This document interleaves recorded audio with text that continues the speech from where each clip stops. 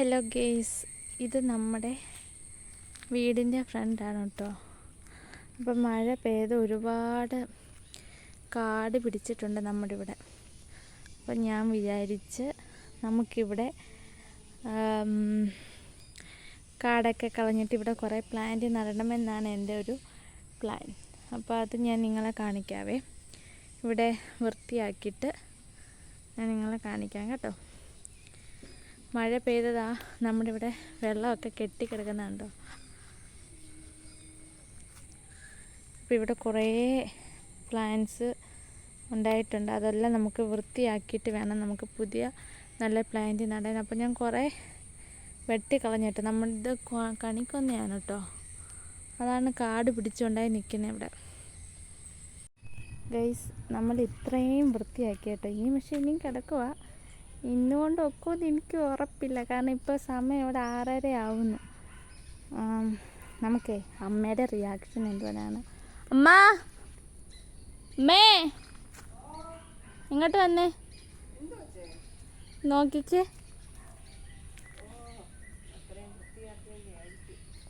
അതെ അതെ, ഓക്കെ. ഇനി നമുക്ക് വൃത്തിയാക്കാൻ ഒരുപാടുണ്ട് കേട്ടോ. ഇനി അങ്ങോട്ട് കിടക്കുക. ഈ വൃത്തിയാക്കുക എന്ന് പറയുന്നത് ഒരു വളരെ പ്രധാനപ്പെട്ട കാര്യമാണ് കേട്ടോ. നമുക്കിച്ചിരി ബുദ്ധിമുട്ടുള്ള കാര്യമാണ്. ഇത്ര ആയതേ ഉള്ളൂ, ഇനി അങ്ങോട്ട് കിടക്കുക. എന്തായാലും നമുക്ക് നോക്കാം. ഇതിപ്പോൾ രാവിലെയായി ഗൈസ്. അപ്പോൾ ഞാൻ അവിടെ അത്രയും വൃത്തിയാക്കിയതാണ്. രാവിലെ വൃത്തിയാക്കാൻ തുടങ്ങിയതും അല്ലതാ മഴ കൊള്ളുന്നുണ്ടോ. ഇവിടെ ഭയങ്കര മഴയാണ്. നമുക്കിപ്പോൾ ഒരു ജോലി ചെയ്യാൻ പറ്റുന്നില്ല. മഴ ചതിക്കുകയാണ് ഗൈസ്. അപ്പോൾ നമ്മളിവിടെ വൃത്തിയാക്കിയിട്ടുണ്ട് കേട്ടോ. 2 ദിവസത്തെ വൃത്തിയാക്കലായിരുന്നു ഇത്. അതാ ഞാൻ പിന്നെ വൃത്തിയാക്കുന്ന വീഡിയോ ഒന്നും നിങ്ങളെ കാണിക്കാഞ്ഞത്. ഇനി നമുക്ക് കുറച്ച് പ്ലാന്റ്സ് ഉണ്ട് കേട്ടോ. നമുക്കതൊക്കെ നടാം. ഉണ്ട്, ഇതുണ്ട്, മുല്ലയൊക്കെ ഉണ്ട്. അപ്പോൾ അതെല്ലാം നട്ടിട്ട് ഞാൻ നിങ്ങളെ കാണിക്കാം വീഡിയോ.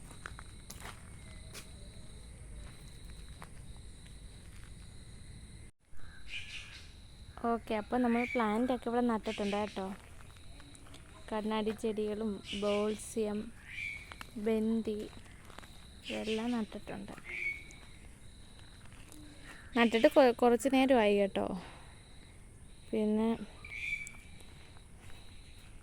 ഇത് പിന്നെ നേരത്തെ ഉണ്ടായി വന്ന ചെടി. ഇതൊരു മഞ്ഞ ഫ്ലവർ ഉണ്ടാവുന്ന പ്ലാന്റാണ്. പിന്നെ അതാ ഇതിൻ്റെ ഇടയ്ക്ക് ഒരു പ്ലാന്റ് ഉണ്ട്. അതൊക്കെ നേരത്തെ നട്ടതാണ്. അതിന് വേറൊരു കമ്പതാ ഇത് നിൽപ്പുണ്ട്.